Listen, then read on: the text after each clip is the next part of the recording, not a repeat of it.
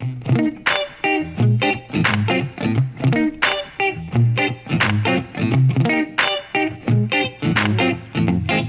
sommes engagés publics. Bienvenue aux Engagés publics. Mon nom est Louis-Philippe Valiquette. Aujourd'hui, je suis avec Alizée Noumedem et Clément Laberge. Salut! Salut! Salut à vous deux. Cette semaine, on parle de promesses électorales et on plonge à pieds joints dans les sujets de la liberté académique et de l'industrie de la culture.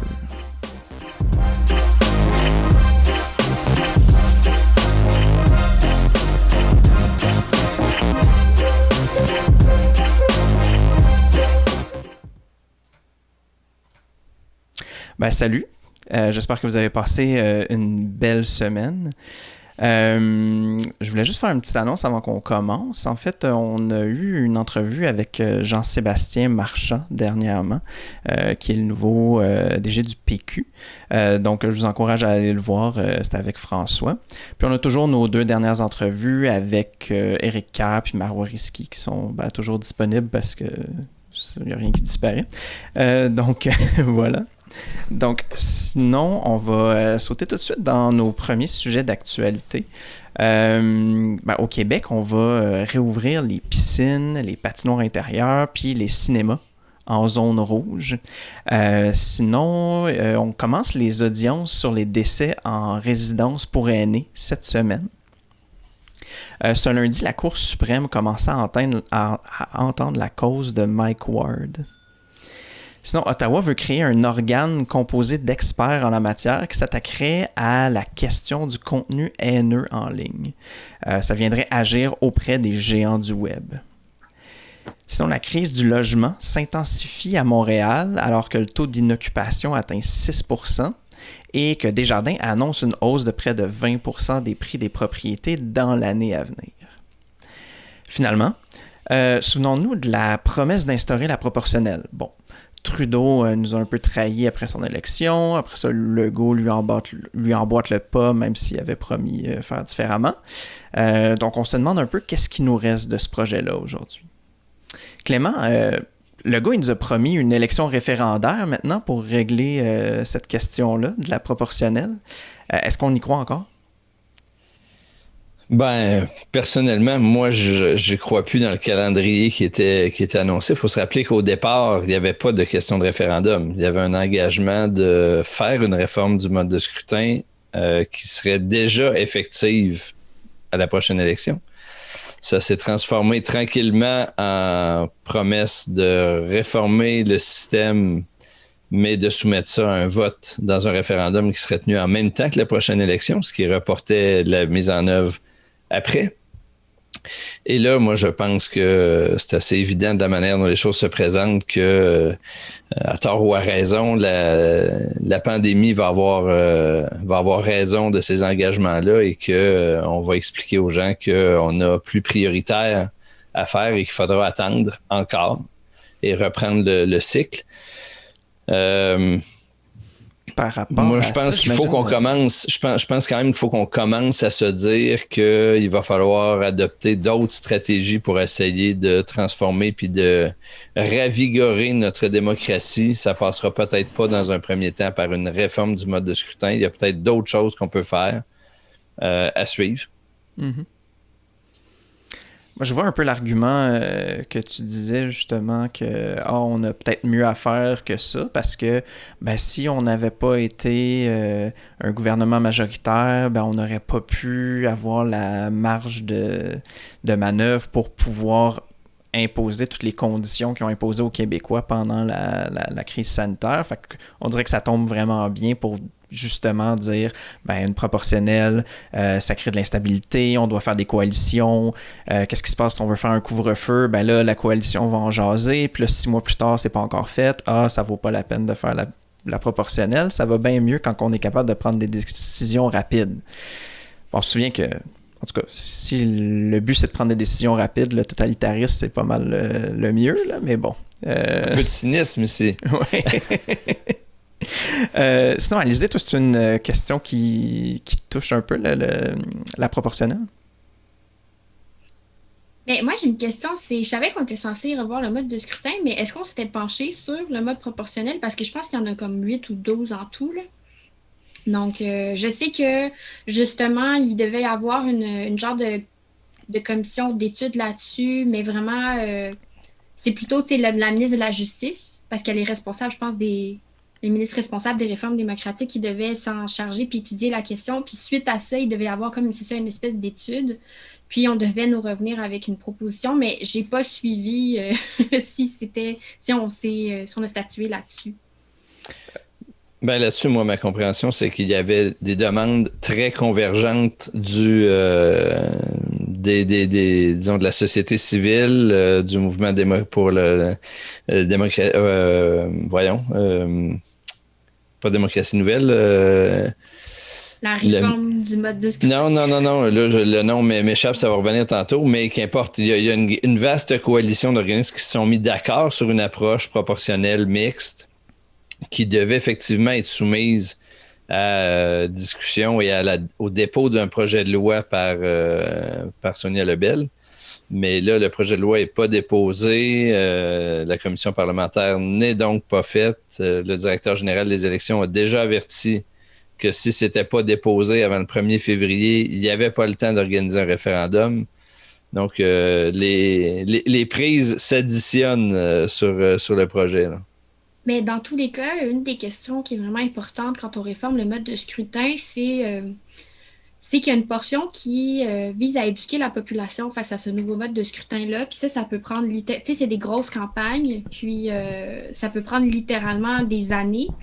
Déjà, tu sais, il y a des gens qui ne comprennent pas vraiment tu sais, leurs droits puis leurs devoirs en tant que citoyens dans la société. Fait que là, si on veut rajouter un mode de scrutin qui est encore plus compliqué que celui qu'il y a maintenant, on peut s'imaginer qu'il y a des enjeux. Puis il y a toute une question très philosophique à savoir, tu sais, est-ce que les gens ont besoin, à quel point les gens ont besoin de comprendre le système politique pour être des citoyens légitimes, entre guillemets, tu sais.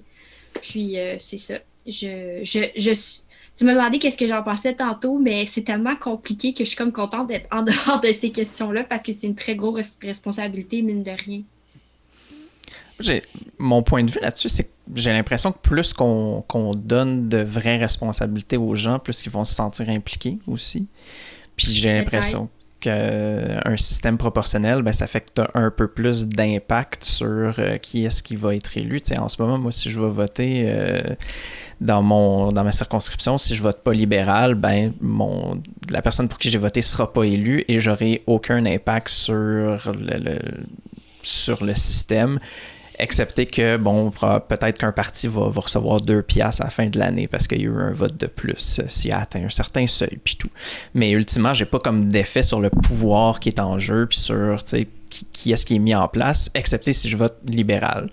Fait que, tu sais, le fait qu'on soit obligé de penser à, ben, géographiquement, j'habite à telle place, donc mon pouvoir sur les élections est limité à quelque chose de très, très, très précis, tu sais. Par rapport à un système qui aurait une part de proportionnel ou plus de proportionnel ou juste de la proportionnelle, ben ça donne un petit peu plus un petit peu plus de pouvoir à un vote. Mais moi là-dessus, je suis assez d'accord avec toi. Moi personnellement, j'aurais une préférence pour un autre système que la proportionnelle. Je pense que un vote préférentiel serait préférable, mais au-delà de ça, je pense que l'histoire démontre là, que c'est très compliqué d'arriver à une réforme du mode de scrutin, que le contexte s'y prête pas. Puis moi, je pense que là, il faut arriver au constat qu'il va falloir explorer d'autres pistes pour redonner un peu d'énergie à notre vie démocratique. Est-ce qu'on peut exiger plus de nos élus? Est-ce qu'on peut s'attendre à ce qu'ils fassent des présentations? Est-ce qu'il y ait des assemblées publiques à tous les mois pour qu'ils soient forcés de rencontrer les citoyens, de faire rapport de ce qu'ils ont fait, de ce qu'ils n'ont pas fait?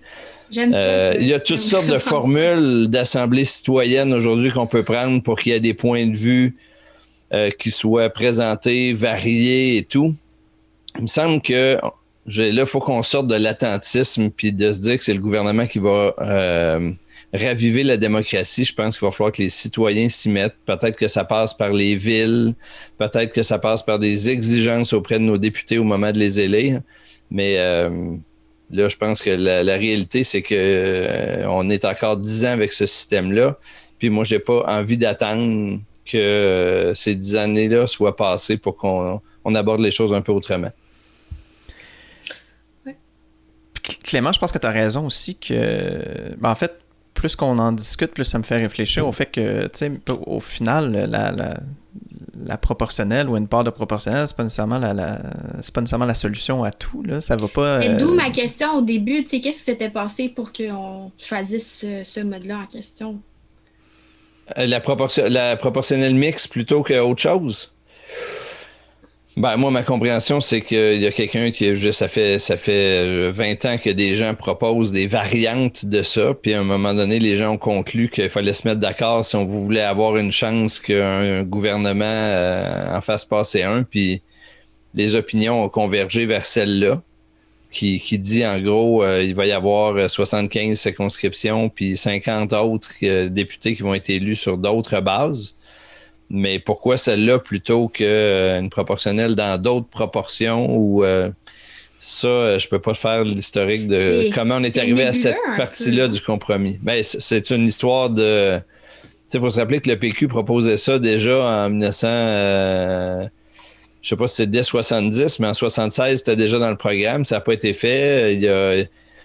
Tous ceux qui l'ont promis ne l'ont pas fait. Mm-hmm. Donc... C'est une longue histoire à ramasser. C'est sûr qu'une fois élu, on dirait que c'est comme moins à l'avantage de faire ça. Puis c'est juste plate qu'au final, c'est ça qui arrive. Puis je sais pas, est-ce que c'est parce qu'en le promettant, ils savent pas exactement qu'est-ce que ça implique ou mais en effet, tu sais, je pense que où est-ce qu'on est arrivé en ce moment avec je pense que c'est au final une espèce de négociation qui éventuellement se sont dit je pense que ça ce serait quelque chose de acceptable pour certains mais qui ajouterait un peu de proportionnel, ce que beaucoup demandent. Mais tu sais, moi je suis pas du camp des gens qui pensent que ni Legault ni les gouvernements précédents choisissent délibérément de ne pas le faire pour des intérêts bêtement intéressés et tout. Mm-hmm. Ça, je dis pas que ça fait pas partie dans un caucus, il y a des gens qui ont peur de perdre leur place et tout, ça fait partie de l'équation. Mais je pense que dans les faits, dans les dernières années, les gouvernements ont eu à faire des choix sur quelle bataille ils devaient mener. Dans le cas de François Legault, c'est assez évident. Ça fait 1 an qu'il a dû tout mettre de côté de son programme pour s'occuper de la pandémie. Puis là, au moment de repartir la machine, est-ce qu'il va la repartir sur un sujet pour lequel les sondages montrent bien qu'il n'y a pas tant d'appétit de la population non plus, alors qu'il va y en avoir pour plein d'autres choses? Ils choisissent leur bataille, ils avancent. Moi, je vais être de ceux qui vont déplorer qu'on ne l'ait pas faite, mais globalement, dans une analyse bêtement de quelles seront les priorités des gens qui vont juger son gouvernement à la fin, il y a probablement raison de ne pas mettre celle-là en premier. Mmh. Mais comme tu dis, au moins, il y a beaucoup d'autres avenues qui sont possibles. Hein? Tu sais, comme tu disais, soit d'avoir des assemblées citoyennes, ou on a aussi la question du... c'est quoi le mandat impératif ou quelque chose dans le genre qui dit que t'es élu pour quelque chose en particulier, puis si tu le fais pas, on retombe en élection. T'as aussi des systèmes où est-ce que, je sais pas trop c'est quoi les chiffres, là, mais tu sais, c'est un truc du genre, si tu ramasses les signatures de 10% de l'électorat de ta circonscription, on part en partiel, tu sais. Fait que c'est vraiment pour essayer de pas donner carte blanche aux élus pour 4 ans après qu'il ait été après les élections, puis qu'on ait quelque chose d'un petit peu plus participatif pour la population, puis que tu aies vraiment l'impression d'avoir un effet sur le monde quand tu t'en vas voter. Mais je suis pas sûre. Me semble que j'avais vu quelque part que le mode de scrutin, ça jouait pas tant sur le taux de participation non plus, tu sais. Donc, ça a se posé aussi comme question,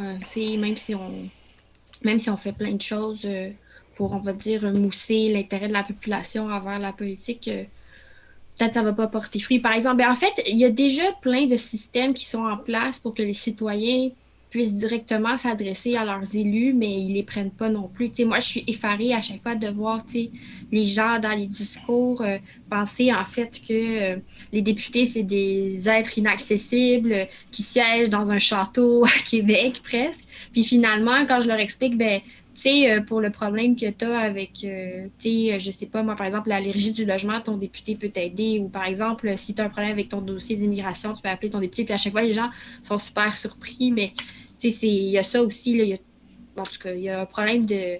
C'est peut-être une... Tu sais, il y a l'éducation civique. Ça amène la question de l'éducation civique dans les écoles aussi. Tout à fait. Fait que c'est pour ça que moi, je serais dans le camp des déçus, mais pas des catastrophés. Puis je pense que il y a à faire autrement.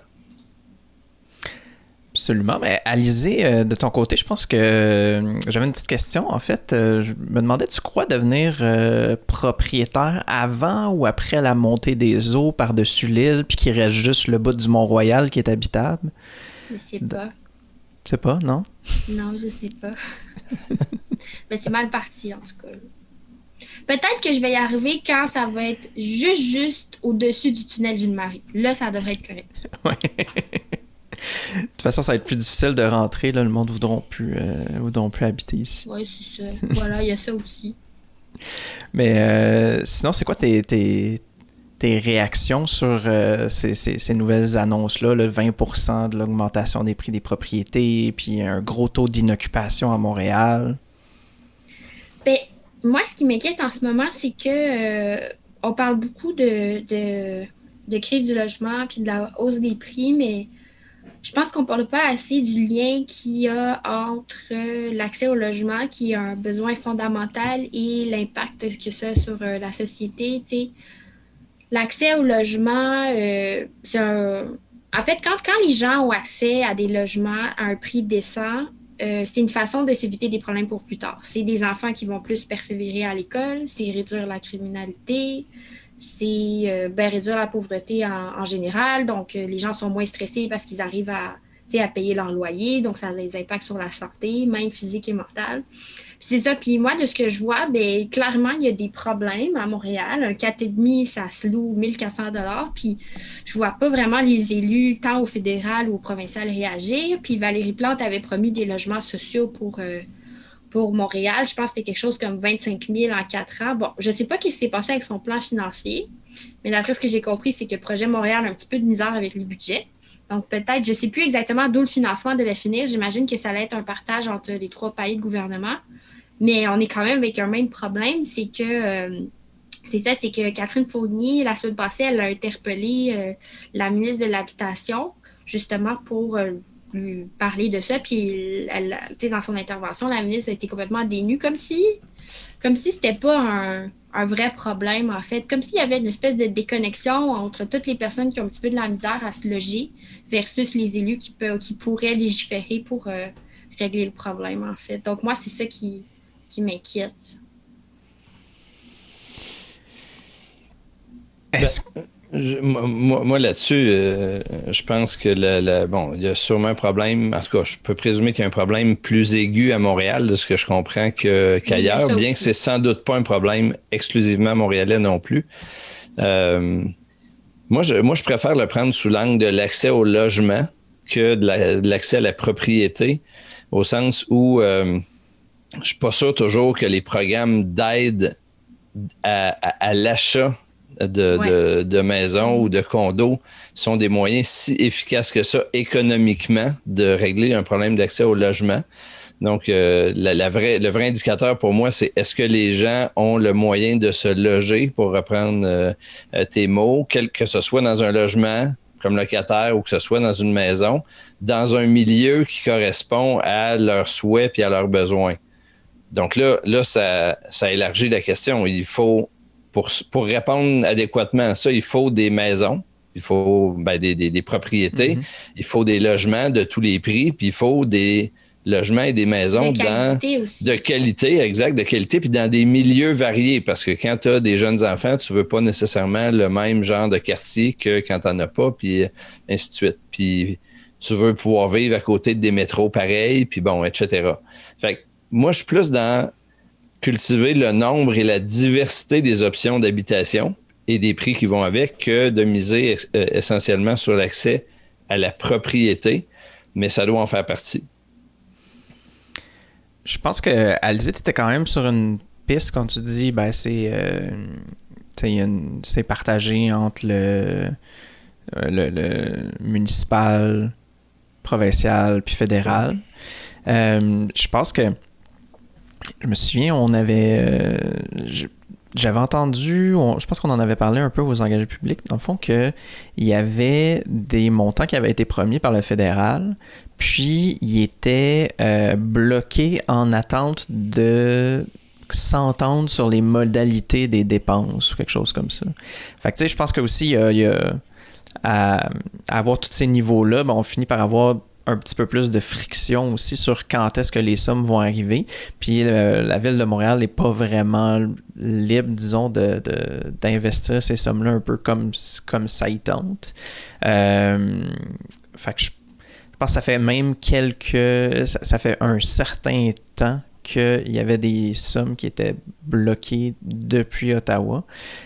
Puis sinon, du côté provincial, c'est pas nécessairement beaucoup mieux. Il avait réinvesti dans le logement social, mais pas pour des nouvelles constructions. Fait que c'était pour juste finir des projets qui étaient déjà commencés ou des projets qui étaient prévus puis qui n'avaient pas été construits. Mais je pense qu'il faut sérieusement se poser des questions sur où est-ce qu'on s'en va, parce que là, il y a des dizaines de milliers de personnes, si je comprends bien, qui sont en attente d'un logement social. Ouais, mais par rapport à ça, tu sais, juste faire un calcul, là, il y a le ministre des Finances, Éric Girard, qui a fait une annonce il y a quelques jours pour dire que peut-être que le salaire minimum allait passer à 13,50. Mais quand tu regardes le prix moyen d'un 4,5 versus le salaire minimum, tu fais le calcul, tu te rends compte que c'est 50% du salaire. Ça veut dire qu'une personne, il lui reste à peu près entre 1 000 et 1 500 $ pour payer tout le reste, sa nourriture, son téléphone, son accès à Internet. Ça n'a pas de bon sens. Là. C'est ça. Il y a plein de leverage au niveau provincial, puis c'est pas juste en comparant le salaire minimum versus les prix du logement. Puis je comprends qu'il y a une très grande disparité entre l'accès au logement dans les régions versus à Montréal. C'est sûr que ça n'a rien à voir. Là. Souvent, c'est du simple au double. Mais même à ça, par exemple, la régie du logement, c'est de compétences provinciales. Mais l'habitation, en fait, en général, c'est de compétences provinciales. Catherine Fournier, elle parlait de juste reprendre les propositions qu'elle avait faites, là. Bon, je suis pas une experte en immobilier, là, mais je trouvais ça intéressant quand même. Je pense que ça vaut la peine de réfléchir au moins 5 minutes là-dessus. Là. Elle disait qu'ils rendent les inspections obligatoires parce qu'en ce moment, des gens, pour pouvoir remporter leur game, parce que c'est vraiment une game maintenant, quand on veut acheter une maison, en fait, il y en a qui disent « Ah, je te l'achète, mais je l'inspecte pas. » Ça veut dire que s'il y a de l'amiante dans le plafond ou autre, là, tu le sauras pas, tu vas le découvrir après comme un sac à surprise chez Ardenne.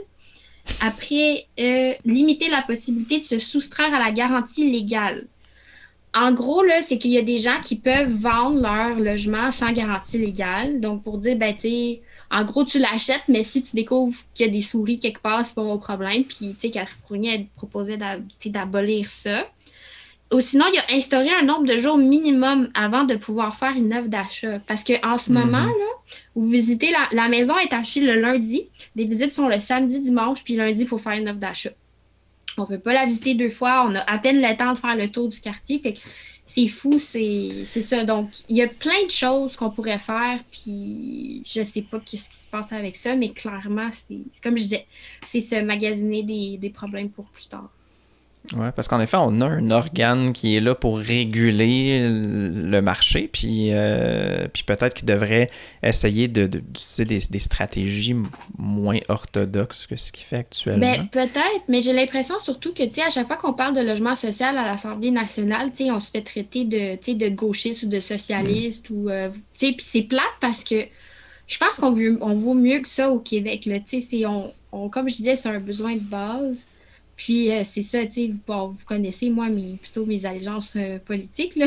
Comme je suis pas tant à gauche, là, mais même à ça, je déplore vraiment que ça y est, on dit aux gens, peut-être que ça serait bien d'augmenter le salaire minimum, puis on dit, c'est bon, non plus, on va pas trop payer les gens, parce que sinon, ça va pas être juste pour les autres, etc., etc. Mais tu sais, après ça, il y a des discussions à avoir sur la manière, parce que je l'ai dit tantôt, je suis totalement d'accord. Après ça, est-ce que c'est si simple de contraindre les transactions entre des gens qui ont une maison ou qui ont un condo à vendre, puis des acheteurs qui sont prêts à payer, puis à payer plus cher, puis à acheter rapidement? Moi, je suis pas contre, au contraire, mais je vois toutes sortes d'obstacles dans la mise en œuvre de ça. Moi, je pense qu'il y a d'autres gestes pour lesquels, autant au Québec qu'à Ottawa, on pourrait agir. Quand je vais contrôler le nombre d'appartements qui sont laissés vacants ou qui ne sont pas loués ou qui sont réservés pour des Airbnb, alors qu'ils pourraient recevoir des gens dans des quartiers stratégiques de la ville, je pense que ça, on a des moyens de le faire. Il y a beaucoup de grandes villes dans le monde qui le font pour éviter la spéculation. Puis les gens qui achètent, qui gardent vide pour revendre plus tard. Ça, pour moi, obliger les gens qui disposent d'appartements ou de lieux de logement en ville à les occuper, moi, ça, je n'hésiterais pas du tout à faire ça. Mais, tu sais, d'un autre côté, les gens qui ont des logements, tu sais, ils payent des taxes municipales déjà, ils payent des taxes scolaires, donc ils participent quand même si le logement n'est pas forcément occupé, là. Moi, ce qui me dérange le plus, c'est les rénovictions, là, que, bon, tu sais, ça, on a essayé de légiférer là-dessus, mais je pense que, en fait, c'est ça, il y a des gens peut-être qui abusent. Il y en a qui sont, il y a des propriétaires, je pense, qui sont très corrects avec ça, puis, tu sais, ils ont le droit là, d'acheter puis de vendre à profit. Tu sais, j'ai rien contre ça, mais malheureusement, je pense qu'il y a des gens qui abusent. Mais, tu sais, il y a une autre affaire aussi. Je sais pas si vous vous souvenez, je pense que c'était il y a 2-3 ans, il y avait tout un nouveau quartier qui avait été construit sur la Rive-Sud. Puis là, après, on a regardé, on a fait, hey, vous avez construit plusieurs centaines de logements, mais vous n'avez pas mis d'école autour. Fait que comment les enfants qui vont vivre là avec leurs parents vont se loger, tu sais? Puis ça me fait penser que je pense qu'il y a une espèce de, tu sais, de laisser aller, comme on n'a pas vraiment de... On dit aux gens, vous construisez un projet immobilier, on donne des permis, puis ça s'arrête là, tu sais, on fait pas des études urbanistiques, on fait pas des... Pourquoi, par exemple, on pourrait pas dire, ben OK, monsieur, si vous voulez votre permis pour construire vos 5 tours, on voudrait qu'il y ait 2% des logements qui soient réservés à du logement social. Oui, mais ça se fait. Ça dépend des villes. C'est les commissions d'urbanisme puis les réglementations des villes. Mais même à Montréal, en principe, il y a des règlements qui sont mis. Est-ce qu'ils sont adéquats? C'est une autre question. Mais il n'y a pas, c'est pas non plus, en tout cas, dans les villes où moi j'ai pu avoir des exemples, c'est pas le free-for-all non plus. On n'est pas dans le Far West. Est-ce qu'on peut renforcer? Moi, je suis complètement d'accord, mais il y a des progrès, il y a des efforts. On arrive un peu mieux qu'avant à contrôler l'étalement urbain, mais c'est sûr qu'il faut se questionner sur où les choses apparaissent, où est-ce qu'il y a des écoles, où est-ce qu'il faut en bâtir et tout. Ça, là-dessus, je suis d'accord avec toi.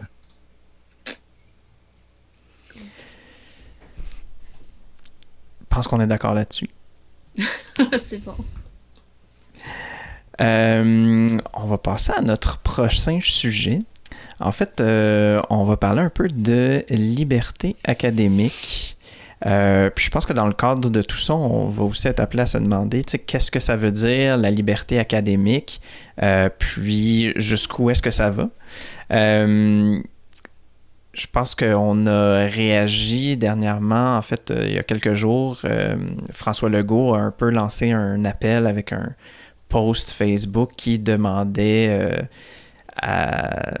aux universités ou à la société de respecter la liberté académique parce que de son point de vue, elle est bafouée en ce moment.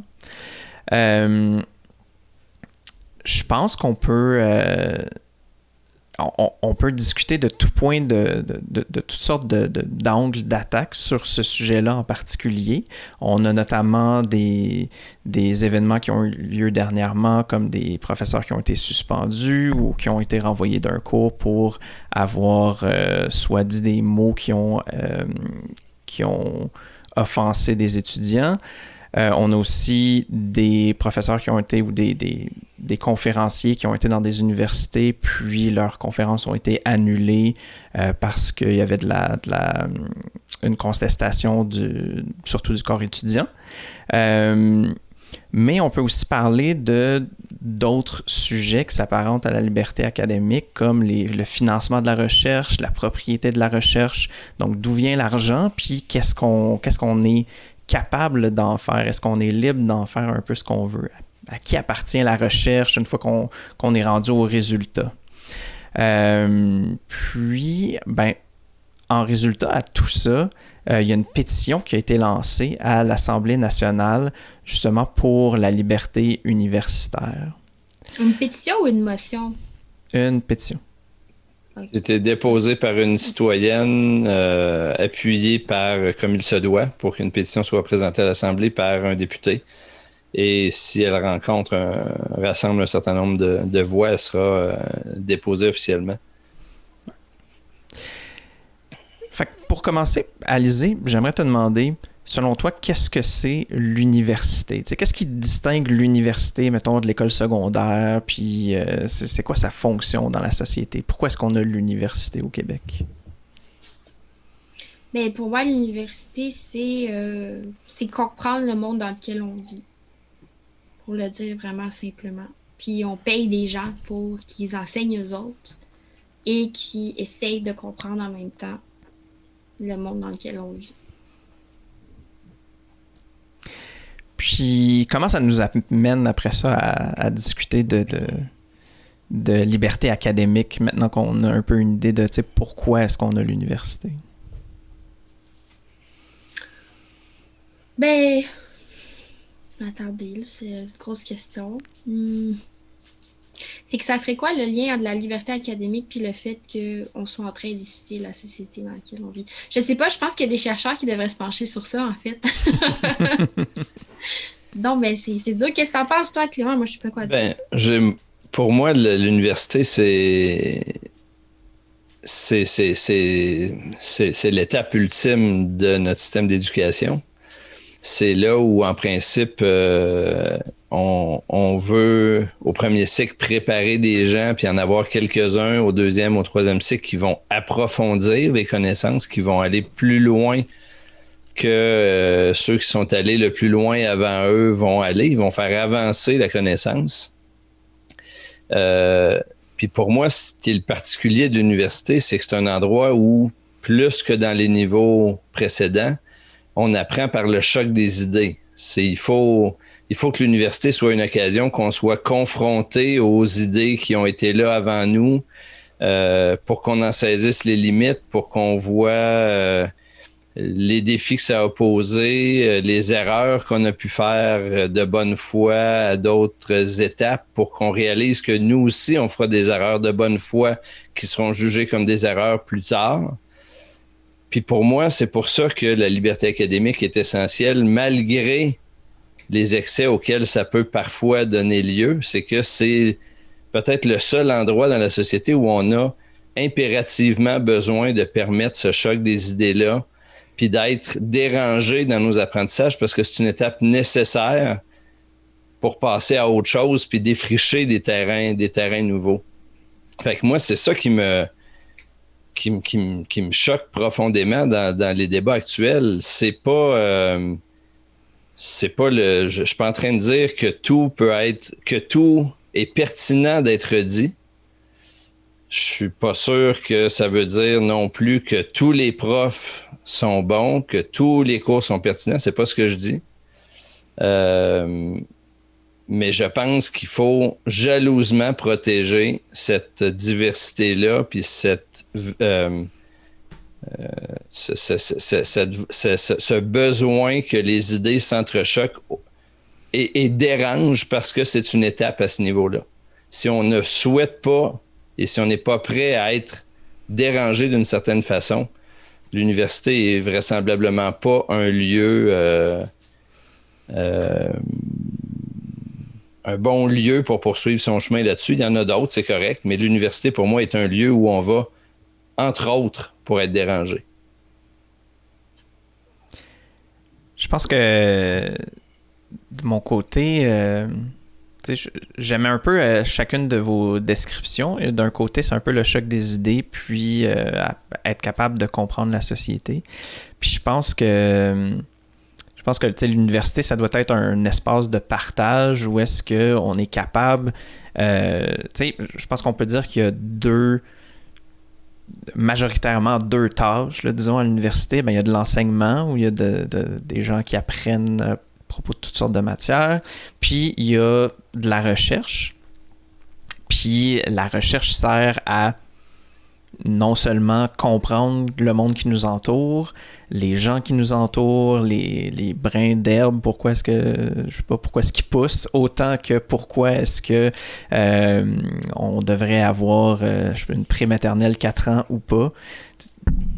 Panoplie de sujets pour comprendre le monde, mais aussi pour pouvoir partager ces idées-là, puis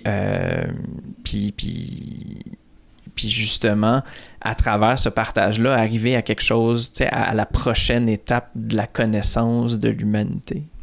Puis je pense que pour ça, c'est essentiel, justement, qu'il y ait la place à la variété des opinions. Des opinions, plutôt des... je pense qu'on peut quand même dire des opinions, parce que malgré tout, même si je fais de la recherche sur des brins d'herbe, je suis quand même motivé de pourquoi est-ce que je fais de la recherche. Il n'y a rien qui est absolument subjectif dans la vie, parce qu'au final, c'est tous des humains qui font la recherche. Donc, toute recherche est minimalement subjective, ne serait-ce que de dire pourquoi est-ce que tu recherches les brins d'herbe. Il y a déjà quelqu'un qui a décidé. Un humain qui a décidé de travailler sur les brins d'herbe. Mais c'est cette subjectivité-là qui nécessite le choc, parce que c'est difficile à un moment X de réaliser l'influence du milieu sur notre propre subjectivité. Puis c'est comme ça qu'on comprend que des gens qui ont étudié les mêmes sujets que nous 100 ans avant ou 50 ans avant avaient des préjugés différents des nôtres, puis que ça les a amenés à creuser autre chose. Puis la prise de conscience de ces préjugés-là, puis le préjugé, je l'entends plus qu'au sens sociologique, c'est vrai en physique aussi, sur la compréhension qu'on avait du cosmos, comment ça a influencé leur façon d'aborder les problèmes, puis que c'est en découvrant qu'il y avait d'autres façons de le voir qu'ils ont fait avancer la science, puis de réaliser qu'aujourd'hui, on n'est pas plus intelligent qu'eux, on a d'autres ensembles d'idées préconçues, puis que c'est en comparant tout ça qu'on va réussir à s'en libérer, puis que d'autres, plus tard, vont réaliser que nous aussi, on était aussi bêtes 50 ans plus tard qu'on peut juger des idées d'il y a 50 ans. Mais c'est certainement pas en se protégeant des idées préconçues précédentes qu'on va arriver à mieux comprendre les nôtres aujourd'hui. J'ai une question pour vous. Est-ce que on peut dire n'importe quoi, puis tout peut être dit parce que c'est l'université, puis on doit être libre? L'université, c'est la société. Je veux dire, ce qui est passible, ce qui est condamnable, ce qui est sanctionné par les lois, l'est à l'université aussi. Il y a quand même un certain type de profil sociodémographique qui se retrouve à l'université aussi. Vrai, très vrai. Puis très vrai, ça fait partie du problème. Certains genres, par exemple, sont plus représentés dans certaines facultés, puis on est d'accord. Il y a souvent des directeurs de chaires que des directrices de chaires. On est d'accord. Mais pour moi, c'est un autre problème que je nie pas, au contraire.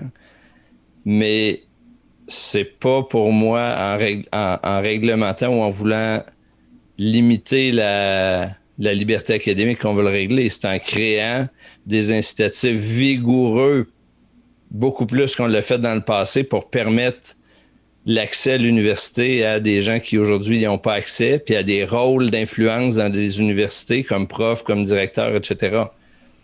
Mais pour moi, c'est deux problèmes qui sont, je dirais, très différents, puis je pense que les confondre nous éloignent peut-être même de l'objectif. Mais cela dit, ces problèmes-là que tu évoques, autant dans les étudiants que dans le personnel, que dans les profs, que dans les postes de direction, c'est totalement vrai. Je pense que la conjonction entre les deux, le côté liberté académique, puis le côté représentativité à l'université, je pense qu'il devrait relativement bien fonctionner ensemble, parce que je pense que la liberté académique peut aussi protéger contre l'espèce de tyrannie du courant dominant puis de la majorité. Tu sais, tantôt, Clément, tu parlais de les lois du cosmos. Ben, tu sais, dans le temps de Einstein, si je me trompe pas, ben, la mécanique quantique, c'était ridiculisé, ou en tout cas au début de ces années. La mécanique quantique, c'était ridiculisé Puis, ben, les quelques personnes qui faisaient de la recherche là-dessus, ils ont quand même eu le droit de rechercher sur quelque chose qui faisait vraiment pas l'affaire de la plupart de la communauté scientifique. Puis, ils ont pu faire leurs conférences sur ce sujet-là, puis etc. Puis, éventuellement, ben, on a juste réalisé que peut-être que c'était plutôt ça le modèle dans certains cas qui s'appliquait. Donc là, tu veux dire qu'on devrait laisser plus de place aux courants minoritaires dans les universités? Je pense qu'on devrait en laisser. Je pense que... On devrait s'assurer qu'ils puissent Exactement. être et avoir leur place, assurément. Puis les courants minoritaires, tu sais, je veux dire, je comprends qu'il y en a peut-être que ça va être du... je sais pas moi, du... Mais juste vous faire remarquer depuis tantôt, là, c'est drôle parce que on parle de liberté académique de manière générale, mais quand on commence à rentrer dans des exceptions, là, déjà, on nuit à ce principe-là. T'sais. La liberté académique, là, il y a autant de définitions probablement de ça qui existe de personnes. Puis chacun a probablement sa perception de qu'est-ce qui est correct ou pas correct d'exprimer dans ce cadre-là.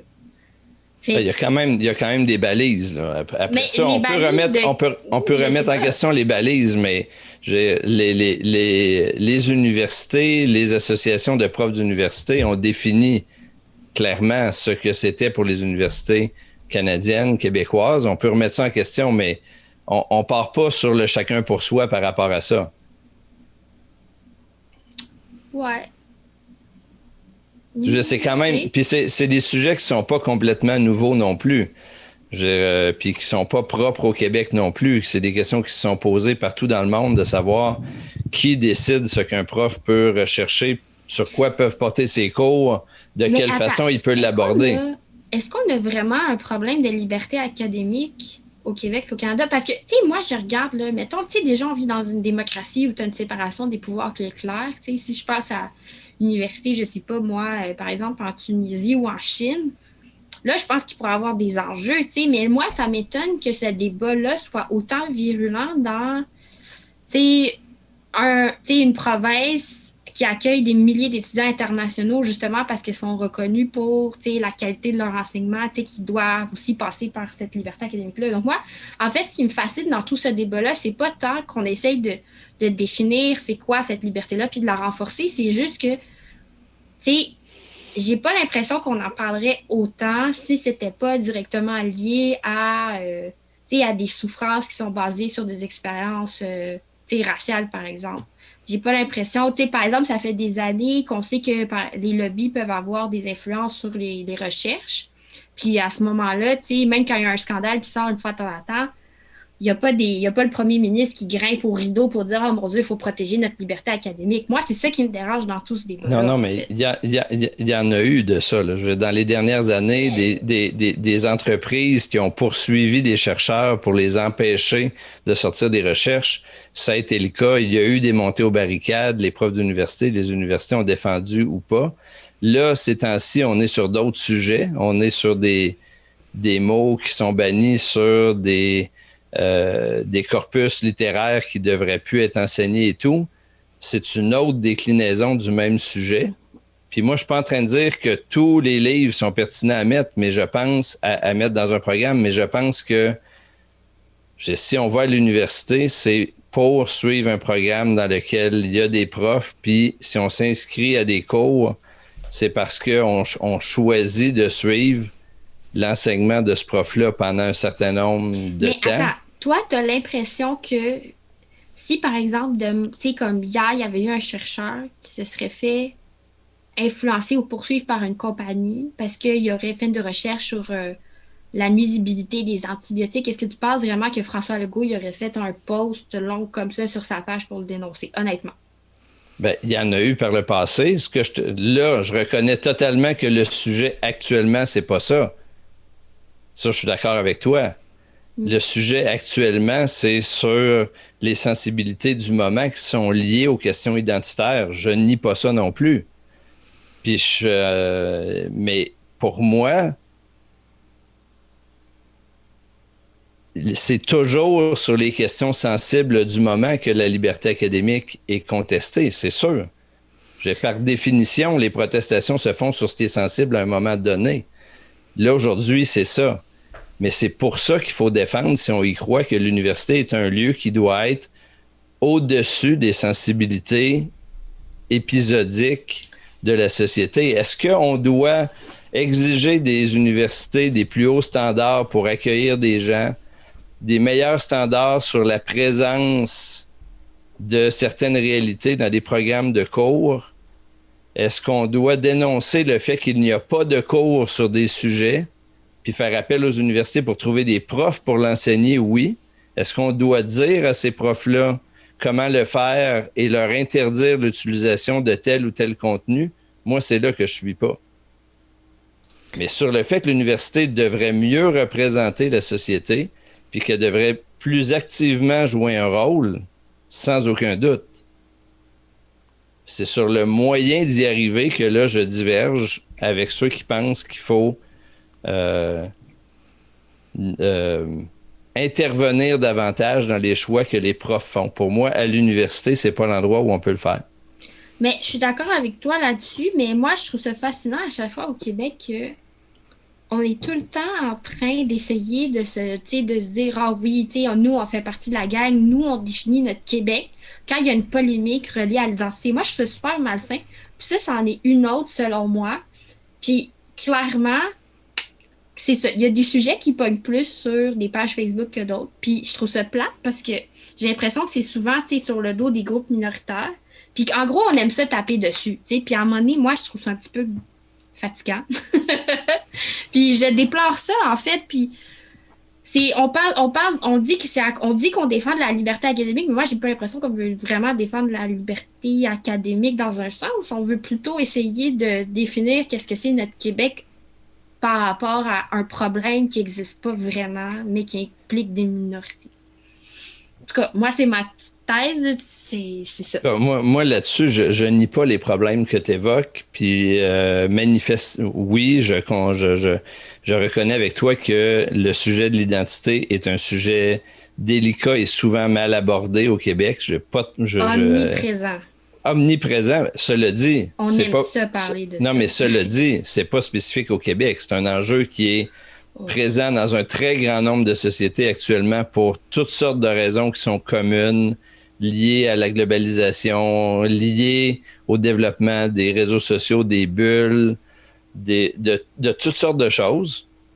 Cela dit, quelle que soit la raison, ça en fait partie. Juste ça, j'ai pas de problème là-dessus. Qu'il y ait des gens qui veulent se servir de ça pour faire avancer des causes, c'est sûr que ça fait partie de l'équation. Pas de question là. La question pour moi, c'est est-ce qu'on focalise sur les bons sujets pour faire avancer, sur les bons leviers pour faire avancer ça? Moi, je pense que l'université n'est pas l'endroit, en tout cas, la manière dont on le fait aujourd'hui, c'est pas l'endroit. Cela dit, sur plein d'autres sujets, je suis d'accord avec toi, puis je souhaiterais qu'on aille beaucoup plus loin. Mais je pense qu'on se trompe de cible dans ce cas-là. Mais tu sais, par rapport au levier, là, malheureusement, puis ça, malheureusement, je pense qu'il y a des gens qui ont de la misère à le comprendre, mais tu sais, il y a des gens qui vont reprocher à certains groupes minoritaires d'utiliser les leviers de la mauvaise façon, mais c'est parce je pense qu'ils ont tendance à surexagérer l'écart qu'il y a entre les réalités de ces personnes-là dans la vie de tous les jours versus les époques de quoi on parle. Tu sais, par exemple, moi, mon père, il vient d'un pays qui a été colonisé par la France, qui s'est décolonisé dans les années 60. Tu sais, c'est le Cameroun. Puis, il y a encore des vestiges de ça qui sont très, très, très présents, là. Puis très douloureux, puis c'est des traumatismes. Puis, tu sais, il y a des réfugiés qui viennent, par exemple, de l'Afrique centrale, tu sais, chaque année au Québec. Donc, tu sais, je trouve ça plate aussi parce qu'il y a des gens qui vont dire, ben je comprends pas pourquoi vous êtes sensible à ça. Je veux dire, moi, mon père, il est allé à l'école avec des jésuites, là, au Cameroun, des missionnaires, tu sais, puis il y avait des Québécois d'ailleurs là-dedans. Puis, tu sais, on pouvait utiliser ce mot-là, tu sais, par exemple, le mot à haine, là. Je veux dire, c'est vrai, là. C'est quelqu'un, je suis d'accord avec toi.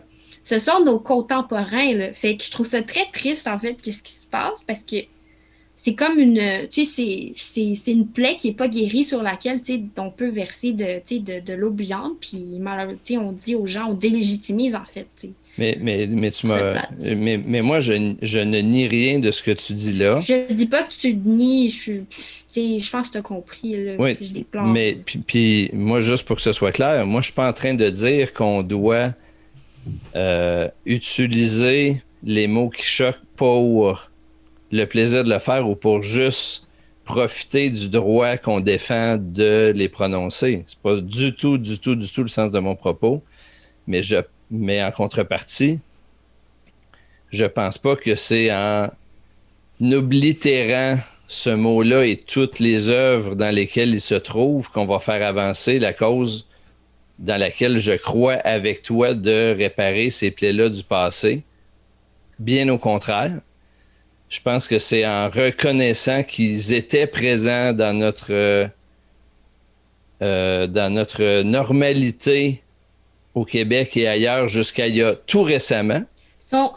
Sont peut-être très présents encore aujourd'hui. Oui, je sais, mais c'est de réaliser ça qui est nécessaire pour réaliser qu'il reste le chemin à faire et tout. Fait que, tu sais, sur le fond, moi, je suis d'accord avec toi, puis ça pourrait être un sujet dans d'autres contextes sur d'autres gestes, d'autres actions, d'autres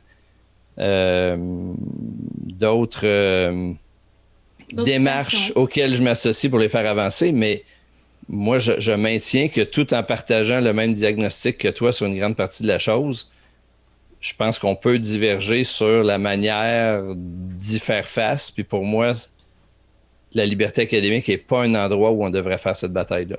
Mais je suis d'accord avec toi sur le fond. Puis toi, Louis-Philippe, qu'est-ce que t'en penses?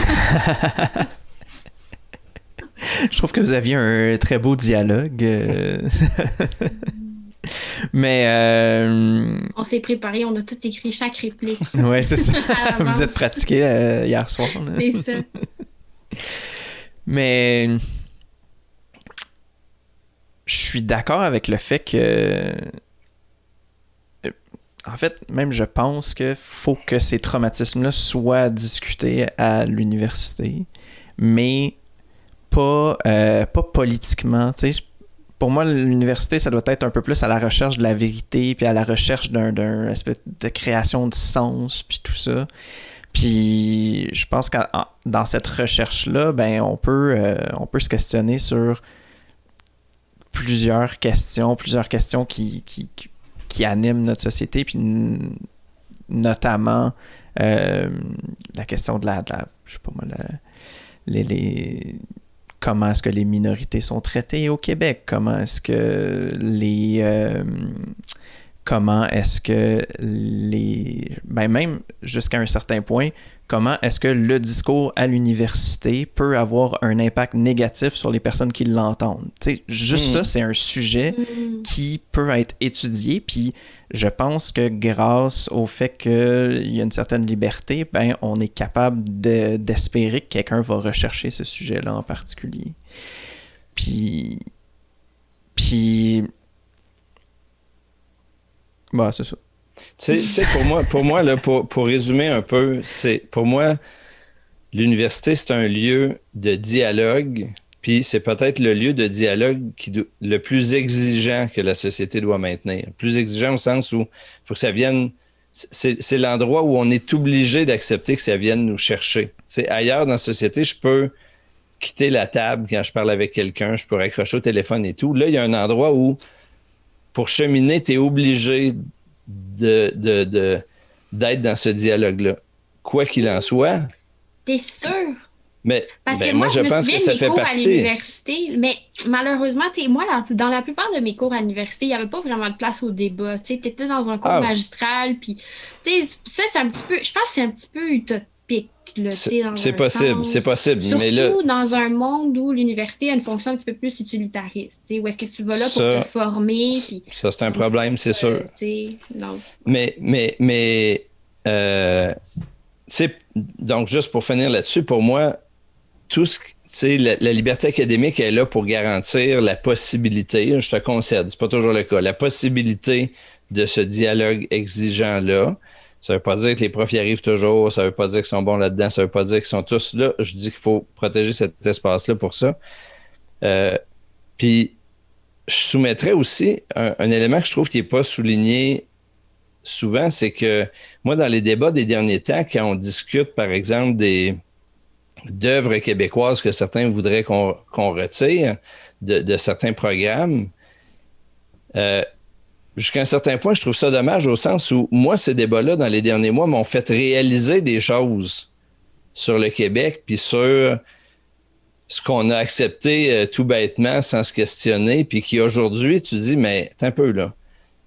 Vous me dites qu'il y a 20 ans, 30 ans, 40 ans, on n'était que là, puis je le réalisais pas, puis il a fallu ce débat-là pour y arriver. J'ai pas envie qu'on ferme ce débat-là. À ce compte-là, je préfère qu'on laisse ce débat-là puis qu'on le traite, mais pas en l'interdisant ou en refermant le débat. Au contraire, exposons-le, allons au bout de ce que ça veut dire. Le choix qu'on faisait de titres, de livres, de sujets, de manière d'aborder les débats. Allons au fond de ce malaise-là plutôt que de vouloir mettre le couvercle dessus puis dire faisons comme si ça n'a pas existé. Fait que moi, je n'appelle pas du tout à ce qu'on rende l'université plus confortable, ni pour la majorité ou les privilégiés ou ceux qui ont bénéficié plus que les autres de l'université. À la limite, peut-être au contraire. Fait que le débat n'est pas fini, certainement, puis il ne finira pas ce soir, mais je pense qu'il faut qu'on travaille plus à s'entendre sur le constat qu'on fait de la situation, sur lequel je pense que beaucoup de monde sont d'accord. Je pense qu'on a une très large majorité de la population qui est prête à s'entendre sur une partie du diagnostic devant quel défi on est. Mais il faut qu'on accepte de débattre des moyens pour arriver à avancer et sortir de là. Puis je pense pas que c'est en interdisant qu'on va y arriver. On peut toujours faire une diffusion en direct puis régler la question ce soir. On invite tout notre auditoire et le Québec entier à nous écouter. On n'aura pas fini avant minuit, tu peux être sûr. Mais c'est correct que le débat dure. Tu sais, ce débat-là, il va durer pendant encore des mois, des années. C'est correct. C'est pas simple. Non, mais il faut juste pas perdre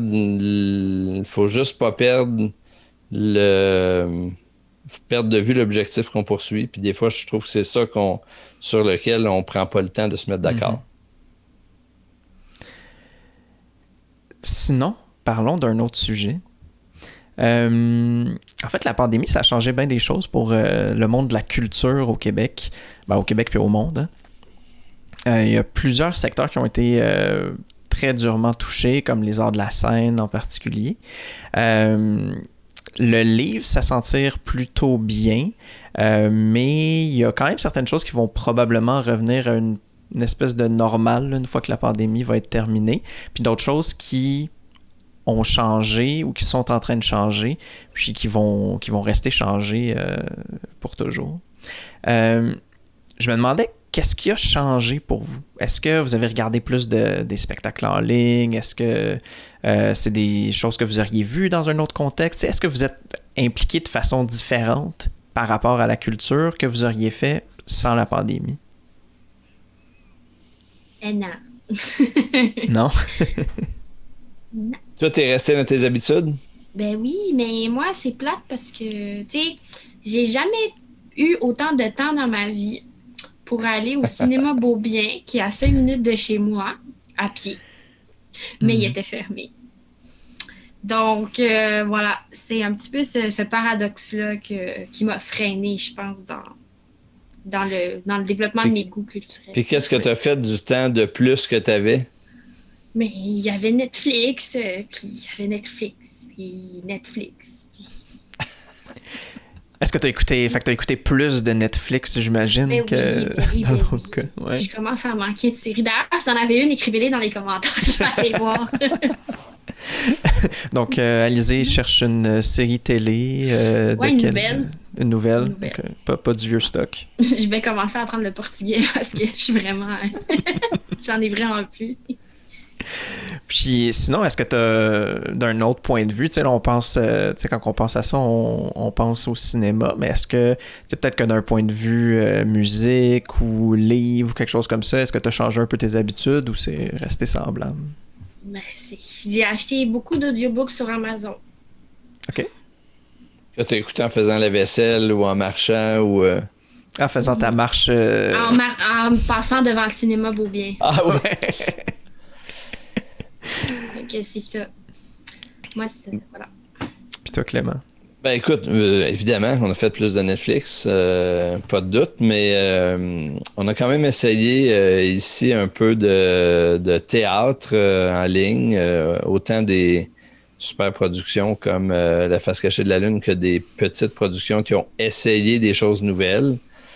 Un petit peu de concert. Bref, moi, faut dire que je travaille dans ce secteur-là, fait que j'étais curieux de voir qu'est-ce qui allait apparaître, qu'est-ce qui allait émerger, qu'est-ce que les gens allaient faire. Mais moi, ce qui me fascine dans tout ça, c'est de voir que le milieu culturel a été très, très, très durement touché, tu l'as dit, par la pandémie. Puis ça dépend des secteurs. Mais tu sais, les arts de la scène, c'est arrêté. Et puis c'est pas que les comédiens, c'est les metteurs en scène, c'est le personnel de scène, c'est les techniciens, c'est les salles. C'est énorme la quantité de personnes qui sont non seulement sans occupation aujourd'hui, qui sont en dehors de leur passion, puis de ça pourquoi ils ont travaillé, puis ils ont étudié toute leur vie. Il y a eu des aides au début, mais qui sont plus ou moins satisfaisantes. Ces gens-là sont partis faire autre chose en attendant, travailler dans des résidences, dans des CHSLD, sur la construction, où ils gagnent beaucoup plus cher qu'ils gagnaient. Mm-hmm. Est-ce qu'ils vont revenir? Est-ce qu'ils vont pas revenir après 1 an ou 2 à faire autre chose? Tu sais, le milieu va avoir beaucoup changé. Qu'est-ce que ça va vouloir dire quand ça va être le temps de redémarrer les productions de films, de théâtre, les shows de musique, etc. Ça va être vraiment, vraiment très intéressant à voir. Les gens vont avoir pris d'autres habitudes d'achat, vont peut-être aller voir autre chose que le TNM puis que du CEP, puis ils vont sortir peut-être un peu plus des sentiers battus. Est-ce qu'ils vont revenir aux valeurs sûres ou ils vont rester dans un peu plus de marginalité? Je sais pas. Moi, je pense que quand l'été va revenir, là, les gens vont se ruer. Là, dès qu'il va y avoir une petite terrasse, quelque chose d'ouvert avec un spectacle. En tout cas, moi, c'est mon feeling. Là. C'est pas un produit... comment dire? On le sait tous là, que c'est parce qu'on peut pas y aller que les gens y vont pas. Penses-tu que par curiosité, parce que c'est un sujet de discussion, c'est dans une réunion que j'avais cet après-midi, penses-tu que les shows de musique diffusés sur le web, donc qui peuvent être vus sur la télé aussi, mais que les shows virtuels, on va dire ça comme ça, ont du succès aujourd'hui puis vont perdurer? Mais moi, je pense que si tu as un artiste qui est un super fan, que tu as 4 t-shirts chez toi, 6 posters, moi, je pense que oui, tu vas être willing d'acheter le dernier concert de Jennifer Lopez à distance. Là. Mais je ne suis pas ce genre de personne. Fait que ça m'attirait moins. Par contre, je vais voir des concerts normalement. Mais ça, par contre, il y a quelque chose qui va vraiment t'intéresser, je pense, c'est qu'en France, ils sont en train de faire une expérience scientifique. Ils sont en train de mettre des gens dans des salles de spectacle pour modéliser la contamination. Mm-hmm. Pour voir si, effectivement, les salles de spectacle sont des vecteurs de propagation de la COVID. Puis, c'est ça, ils ont pris plusieurs participants. Je pense que c'est beaucoup. Hein. C'est une grosse cohorte, c'est comme 1000 personnes dans une salle de spectacle, puis ils vont monitorer qui c'est qui a développé la COVID ou pas, pour voir. Fait que ça, je pense que c'est vraiment intéressant. Mais par contre, moi, il y a une affaire. J'exagère un petit peu tantôt, je viens de me souvenir, je suis allée au musée quand c'était ouvert. Puis, moi, c'est ça. Moi, je suis une grosse consommatrice de musées, plus de musées d'art, en fait. Donc là, ça réouvre, je suis vraiment contente. Oui. Mais c'est ça, moi, les produits culturels que j'ai consommés, que j'ai pu consommer, puis qui me manquent, puis que j'ai hâte, c'est ça. En tout cas, moi, ce que je nous invite à suivre, là, c'est vraiment qu'est-ce qui va se passer après. Là, c'est arrêté, tant mieux, les musées réouvrent, super. Le monde du livre en a profité. Les ventes de livres sont à la hausse par rapport à l'année passée. La part des livres québécois est encore plus grande qu'elle n'a jamais été. Mais le cinéma, les arts de la scène, la musique sont très durement éprouvés. Puis là, la question, je pense, qui est à suivre, entre autres d'un point de vue sociologique, d'un point de vue politique, c'est une fois que la pandémie est finie, qu'est-ce qui reste de tout ça? comment le milieu va avoir changé, comment les pratiques vont avoir changé. Est-ce qu'on va garder des shows virtuels pour rejoindre les régions où il n'y avait pas de tournée puis il n'y avait pas d'artistes qui y allaient? Est-ce qu'on va réussir à rejoindre des clientèles internationales par ces moyens-là qu'on ne rejoignait pas? Est-ce que les shows vont avoir changé de forme? Puis, il faut se rappeler que le monde de la culture au Québec est, on va dire, largement subventionné. C'est normal. Dans une petite nation isolée linguistiquement, c'est normal. C'est pas un cas particulier dans le monde, mais ces aides publiques-là, aujourd'hui, sont distribuées en fonction des règles du jeu qui étaient en vigueur avant la COVID. Là, les choses vont changer. Comment on va adapter ces aides publiques-là pour produire les spectacles que les gens vont demander? Moi, j'ai été fasciné de découvrir que les shows virtuels marchent beaucoup plus que je pensais. Il y en a beaucoup plus. Il y a beaucoup plus de ventes de billets. Il y a beaucoup plus de revenus. Mais il va en rester quoi après? Je sais pas. Je pense qu'il faut vraiment qu'on soit attentif. Il y a possiblement un mouvement de fond là qui est important pour le milieu culturel, mais qui est important aussi sur la manière dont va évoluer la société québécoise, notre façon de se voir. Je pense qu'il y a des gens qui n'avaient pas accès aux grandes scènes autrefois. Tu parlais, Alizé, tantôt de l'université, mais c'est vrai aussi des arts de la scène, c'est vrai aussi du monde des arts où les minorités, on va dire ça comme ça, avaient moins accès pour toutes sortes de raisons. Là, actuellement, ils ont souvent mieux accès pendant la pandémie qu'ils y avaient accès avant. Comment ça va changer la suite des choses? Bref, pour moi, là-dessus, c'est vraiment quelque chose où, socialement puis politiquement, on a vraiment un regard à porter beaucoup plus attentif que ce que les médias y accordent actuellement. On devrait vraiment porter notre regard là. Mais moi, je pense qu'il va vraiment avoir plus de respect envers les artistes maintenant. Tu sais, quand ils vont demander des subventions, des choses comme ça, j'espère que ça va se traduire par plus de subventions. Pas tant parce qu'on va se dire, oh mon Dieu, ça fait 5 ans, parce que ça peut durer longtemps. Ça fait 5 ans que vous pouvez avoir votre capacité d'occupation à 20%, fait qu'on va vous donner plus. Non. Moi, je pense que c'est les gens qui vont dire, ben, tu sais, en fait, je me suis rendu compte que c'était vraiment important pour moi d'aller au théâtre. Donc, tu sais, ça me dérange pas de payer mon billet plus cher ou je veux voter pour un parti qui me donne l'impression qu'il va vraiment faire quelque chose de concret par rapport à ça. Puis, il y a quelque chose d'autre que tu as dit aussi tantôt, c'est que, tu sais, quand Amazon est arrivé ou quand la tablette Kindle est arrivée, tu sais, les gens se disaient, oh mon Dieu, ben ça y est, c'est la fin du livre papier, on va tous avoir des iPads bientôt. Puis, mais qu'est-ce qui s'est passé dans les dernières années, pas juste depuis la pandémie, c'est que le livre papier, c'est une expérience en soi. C'est que avoir un livre dans ses mains, ça sera jamais pareil qu'aller voir un spectacle en vrai. Mais donc, moi, je suis pas inquiète. Je ne suis pas inquiète dans une certaine mesure, tu sais, pour les shows en live, en fait, que ça soit le cirque, que ça soit une une pièce de théâtre. En tout cas, je pense que tu as compris. Ça, mais tu vois, là, j'ai le goût de te retourner la balle du filtre de où on vit, tu sais, parce que à Québec puis à Montréal, on peut dire ça qu'on n'est pas inquiet pour les salles et tout. La réalité, c'est qu'en dehors des 4-5 plus grandes villes au Québec, les gens n'ont pas le même rapport à la culture. Il y a pas de show, ils n'ont pas accès à des salles symphoniques, ils n'ont pas accès à des musées.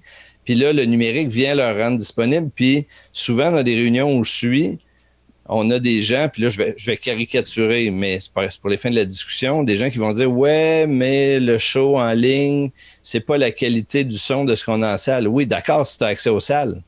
Si tu n'as pas accès aux salles, pour toi, le show qui est un peu imparfait sur l'acoustique, il est un grand plus pour toi. Puis à part Cartier, avoir accès à un show où tu peux parler avec la personne, avec l'artiste, tu le veux. Puis sur le livre, c'est la même chose. À Montréal, avoir accès aux livres papier en français, en anglais, en espagnol, facile. Quand tu habites à Port-Cartier, pour reprendre cet exemple-là, puis on n'est même pas obligé d'aller aussi loin, si tu es chanceux, si tu as une petite librairie francophone, tu n'en as pas en anglais, le livre numérique, il a une bien plus grande portée que si tu habites sur le plateau. Fait que l'accès à la culture va changer, peut-être avec des inconvénients, souvent avec beaucoup d'avantages. Peut-être que ça aurait été un catalyseur, dans le fond. Mais attends, parce que... Je suis un éternel optimiste. Pour pouvoir regarder des shows en ligne, il faut une bonne connexion Internet aussi. Ça, c'est un vrai problème social. Ça, c'est un immense problème. Mais aussi, tu sais, il y a une autre chose, je pense qu'on oublie des fois aujourd'hui, c'est que regarder un spectacle ou même un film dans une salle de cinéma, qu'est-ce qui fait partie de l'expérience aussi, c'est les gens autour. Tu sais, tu rigoles pas pareil dans un show d'humour quand tu es assis dans la salle que quand tu l'écoutes sur Netflix ou autre. Là. Les gens avec qui tu peux échanger un regard parce que c'est votre tune préférée puis que vous la chantez tous les deux. Mais il n'y a rien comme le live. Il n'y a rien comme le live. La question, c'est si tu n'as pas le live, tu as quoi? Ben, puis peut-être aussi que la façon d'approcher le live va être différente. Tu sais, dans ta communauté où tu n'as pas accès à une salle de spectacle, est-ce que tu vas ouvrir je sais pas moi, la salle communautaire, le sol d'église, peu importe, puis faire une projection du show de peu importe qui, U2, pour reprendre... parce que moi, je pense que c'est le premier show live que j'ai regardé sur Internet il y a je sais pas combien d'années, là. U2 sur YouTube. Puis, tu sais, je pense que peut-être que ça va donner des idées à des communautés pour s'organiser ensemble, tu sais. Fait que là, après ça, l'expérience du live est un peu transportée dans cette salle communautaire-là ou dans ce salon, dans le grand salon de la personne qui a un gros salon chez eux, là. Puis... il y a plein de défis à résoudre sur la mise en scène de ces trucs-là, sur place, à distance.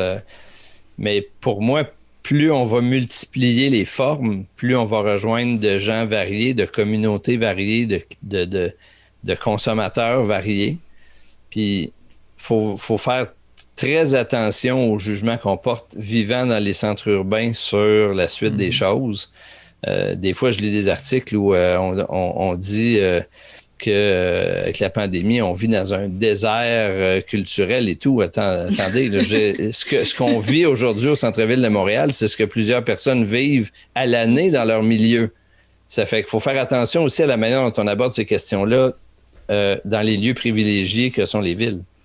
Puis un autre point par rapport à la pandémie, j'ai l'impression aussi que peut-être le rapport à l'art de plusieurs personnes a changé. Tu sais, il y a plein de monde qui ont, je sais pas moi, appris à jouer de la guitare ou appris... fait que tu sais, ces gens-là, est-ce qu'ils... fait faire de l'art graphique ou s'impliquer un peu plus intensément dans un podcast ou je sais pas trop. Tu sais, comme il y a plein de choses qui ont... Tu sais, tout ce temps libéré-là a donné des opportunités aux gens. Puis ce rapport-là à la culture, à l'art, peut avoir changé aussi les pratiques quand on va être rendu post-pandémie. Tu sais. Le fait que quelqu'un ait appris à jouer de la guitare, est-ce que ça va l'encourager à aller voir des spectacles de guitare ou peut-être que lui, il va devenir des spectacles de guitare? Spectacles de musique, là, en général.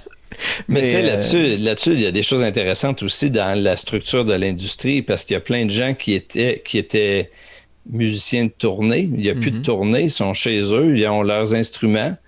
Puis là, après 2 mois, 3 mois, ils se sont achetés des micros. Si vous avez essayé d'acheter des micros de qualité dans les derniers mois, vous savez qu'il y a eu beaucoup, beaucoup, beaucoup d'achats de micros de qualité, puis de petits amplis, puis de trucs pour enregistrer. Les gens se sont fait des mini-studios. Il n'y a jamais eu autant de productions indépendantes qu'il y en a actuellement, des EP qui sortent, des singles qui sortent. Comment ça va se transformer au sortir de la pandémie? Est-ce que ces gens vont retourner dans des maisons de production? Est-ce que l'autoproduction va devenir encore plus commune qu'elle ne l'était? C'est toute la structure de la production culturelle va changer. Ça va être absolument passionnant de suivre ça. Bon, je pense qu'on a très hâte de voir la suite. Puis je pense que c'est peut-être pas uniquement pour voir l'évolution de la culture qu'on a hâte de voir qu'est-ce qui se passe après le COVID. Mais bon. Donc, je voulais vous dire que ce sera notre épisode de cette semaine. Donc, merci beaucoup d'avoir été des nôtres. Et puis... abonnez-vous à notre balado sur Apple Podcasts, Google Podcasts, SoundCloud et Spotify.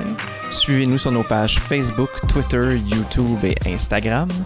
Pour recevoir notre infolette, consultez notre boutique ou pour vous engager, visitez engagépublic avec des s.com. Donc, merci beaucoup Clément, merci Alizé. Salut, Bonne semaine. à bientôt. Ciao. Bonne chance pour ta maison. Merci. Sur le top du mont. Ça, je l'ai fait. Et les pâtes.